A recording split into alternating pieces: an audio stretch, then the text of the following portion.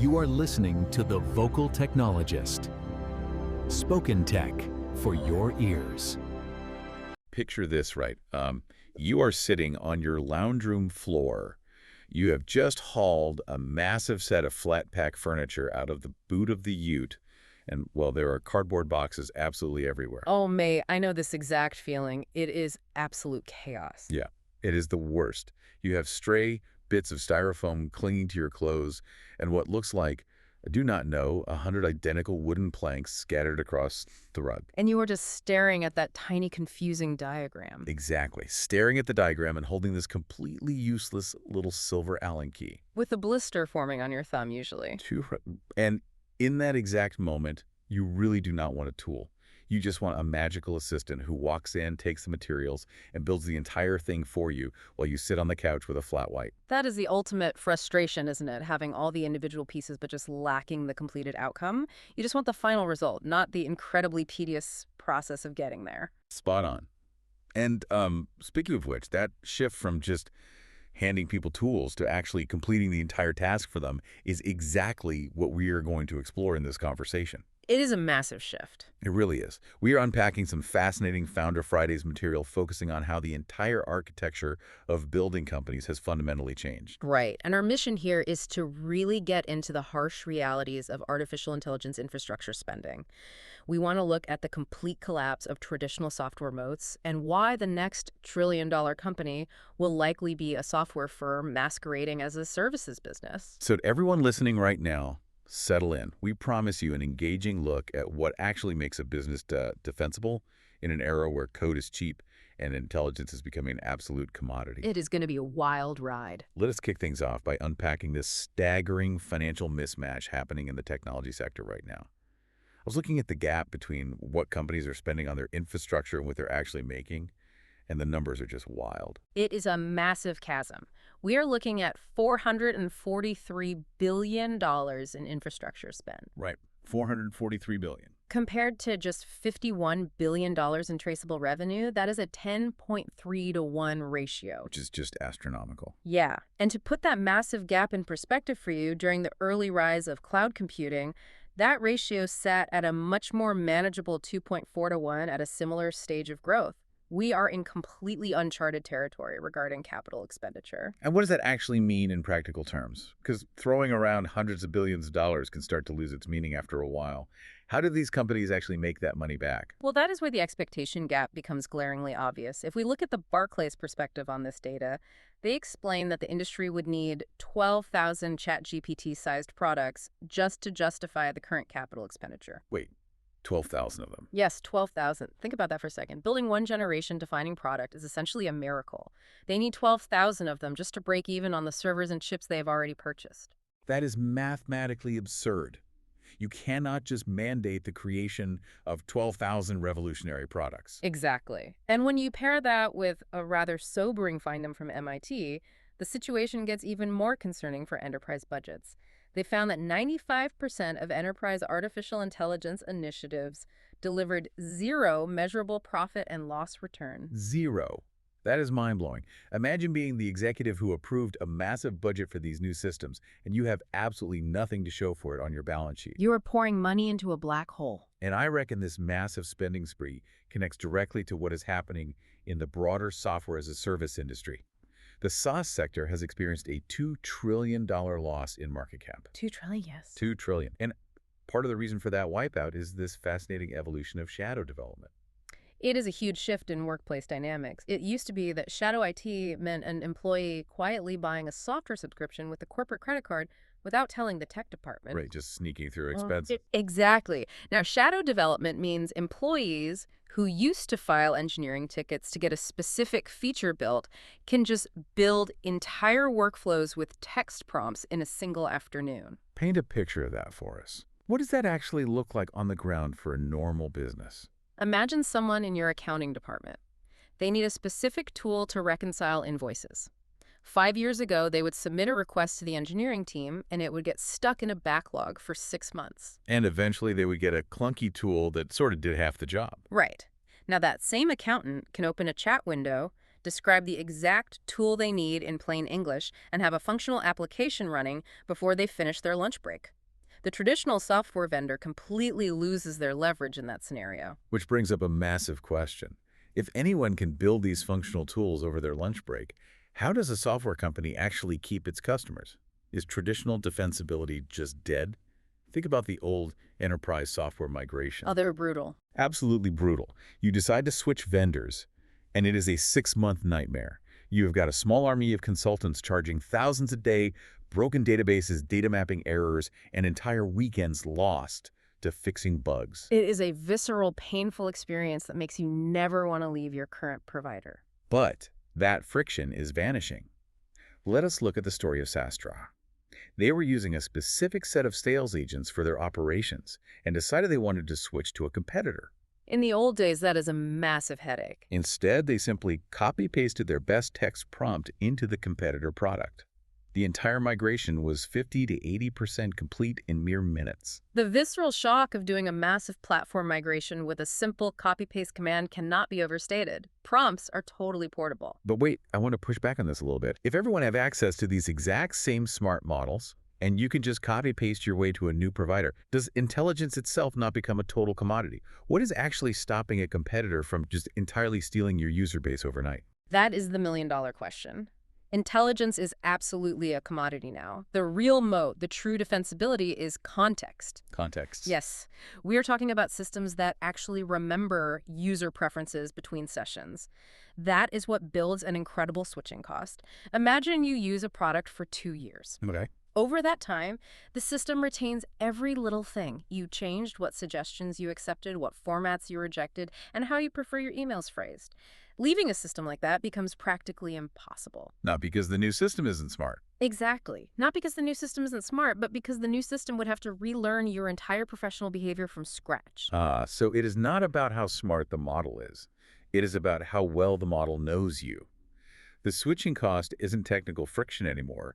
It is the sheer exhaustion of having to train a new assistant to understand your quirks. Precisely. And that flows perfectly into this concept of the minimum lovable product. For years, the startup world worshipped the MVP, the minimum viable product. The holy grail of launching fast. Right, but let us be entirely honest. MVPs devolved into minimal functioning products. They were clunky, ugly tools that users merely tolerated because development work used to be so incredibly expensive you took what you could get. Now with the cost of coding collapsing, just being functional is no longer enough. Lovability is emerging as the ultimate defensible moat. You actually have to build something people enjoy using. Imagine that. But what about interoperability? The old winning strategy in tech, especially for the massive players, was workflow consolidation and vendor lock-in. You built a walled garden, and you made it as painful as humanly possible for your customers to climb over that wall. User expectations have shifted entirely. They expect to swap parts freely. What is truly remarkable right now is seeing major players like Anthropic, OpenAI, Google, Microsoft, and AWS all contributing to shared open protocols. That is like seeing fierce, bloodthirsty competitors all sitting down at the exact same table and sharing their trade secrets. Why on earth would they do that? Because they realize that the new defensible position is being a bridge that everything else connects to rather than a wall that traps people inside. If your platform is the central hub where value is seamlessly exchanged between different tools, removing you breaks the user entire workflow. You become indispensable by being radically open rather than by being restrictive. Exactly. That reminds me of the idea that the next massive tech giant might look completely different from what we are used to seeing. Yeah. We're looking at this bold prediction that the next trillion-dollar company will actually be a software company masquerading as a services firm. This is such a fascinating flip. It is. Let us think about the old model. You charge a client $10,000 for a software license, right? And then that client has to go out and pay a trained professional $120,000 a year just to operate that highly complex software. Which makes no sense anymore. The new model completely flips the script. Instead of selling the complicated tool, the new company simply offers to complete the task entirely. It goes right back to your flat pack furniture analogy from earlier. We are moving from selling Allen keys to selling fully assembled bookshelves. And the story of Jim Prosser illustrates this shift perfectly. Tell us about Jim. Jim is a 43-year-old communications consultant running a solo practice. He has zero formal coding credentials. I don't know. None.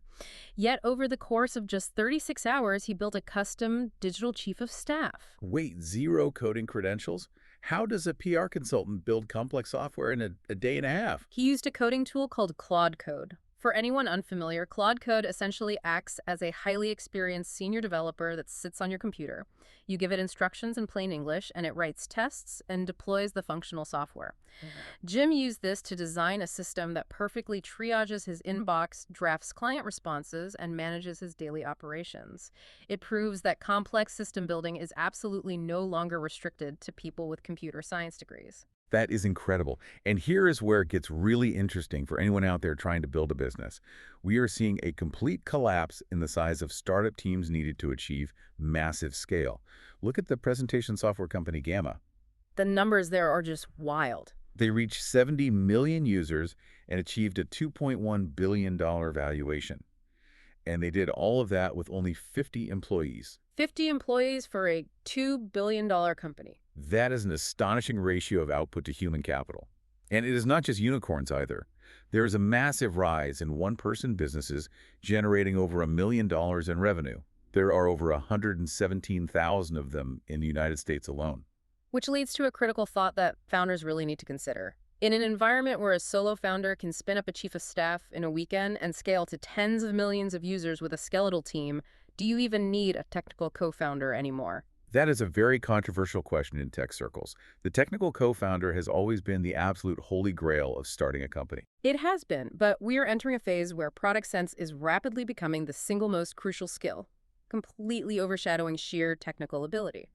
Knowing what to build, understanding the customer pain deeply, and knowing how the solution should feel to the user is far more valuable than knowing how to manually write the back-end database code. So if the team structures are changing, what does this all mean for the money? Let us explore the wild state of startup capital. The numbers we are seeing are genuinely hard to wrap your head around. The 95th percentile for seed valuations hit $80.5 million. That is just not a seed stage anymore. We even saw one company raise a $2 billion round that was classified as a seed round. I have to joke that the word seed is functionally useless at this point. Yeah. A $2 billion seed is not a seed mate that is a fully grown redwood forest. It is a forest and the land it sits on. But underneath that absurdity, true formation stage capital is arriving in a very different way. Yes, the massive rounds grab the headlines, but the real fascinating movement is at the very beginning. We are seeing dedicated funds writing $500K to $3M checks, pre-product, and entirely pre-team. They are funding the pure 0 to 1 phase. And for anyone who isn't steeped in startup terminology, the 0 to 1 phase is that absolute beginning stage. It is the journey of taking a pure concept, literally nothing, and turning it into the very first working prototype. It is the hardest part of building. Exactly. And alongside those institutional checks, there is a fascinating alternative funding trend taking shape. Generation Z is actively funding Generation Z. We are seeing the massive rise of microgrant funds and peer-run launchpads. Why is that significant, though? Why does it matter who is writing the check if the money is green? Because of context and proximity. The massive advantage here is that the check writers in these peer networks are intimately close to the 0 to 1 phase of building right now. Ah, I see. The market is moving so incredibly fast that someone who built a successful company 5 years ago might have entirely obsolete knowledge about what it takes to build one today. These Gen Z peer networks are making funding decisions based on the current reality of the market, rather than relying on faded memories of what building a company looked like in a different era. That makes total sense. You want advice and money from someone who is in the trenches with you, not someone who hasn't touched a line of code in a decade. And while we are looking at market signals, we have to explore insider stock behavior because this tells a brilliant story. It is one of the clearest indicators we have. Generally speaking, software stocks have been heavily crushed recently. And for the most part, corporate insiders are not buying the dip. They're just sitting on their hands. But there is a massive flashing neon signal over at ServiceNow. The ServiceNow situation is a perfect case study in market signaling. It really is. Yeah. On the exact same day, the CEO, the CFO, the CPO, and the AI officer all collectively canceled their scheduled selling plans. And then the CEO followed that up by buying $3 million worth of his own company stock out of his own pocket. That is conviction. It is such a great reminder that sometimes the absolute absence of selling is the loudest signal you can get. It screams internal confidence. It shows immense internal confidence in their specific roadmap. But looking at the broader market, we also need to tackle a major misconception that is causing a lot of confusion, which is the research and development myth. Let us get into this because I hear this all the time. Yeah. The assumption is that because these artificial intelligence tools make coding so much faster, companies are just going to fire all their developers and aggressively slash their engineering budgets. Right. It seems logical on the surface. People look at falling token costs. And just to clarify for everyone listening, tokens are essentially the fundamental unit of processing for these language models, almost like paying mere fractions of a cent per word. So they assume that cheaper tokens and faster code generation equals smaller budgets. But that completely ignores the Jevons paradox. Okay, break the Jevons paradox down for us. Why won't companies just pocket the savings? William Stanley Jevons was an economist who noticed a fascinating human behavior. When coal engines became vastly more efficient, people did not use less coal to save money. They actually used much more of it because energy became cheaper and more profitable to use in a much wider variety of applications. The exact same principle applies to software development right now. So when the cost to produce a single line of code drops, companies do not just say, great, we will fire half the team and save millions. Exactly. Instead, they consume more of it.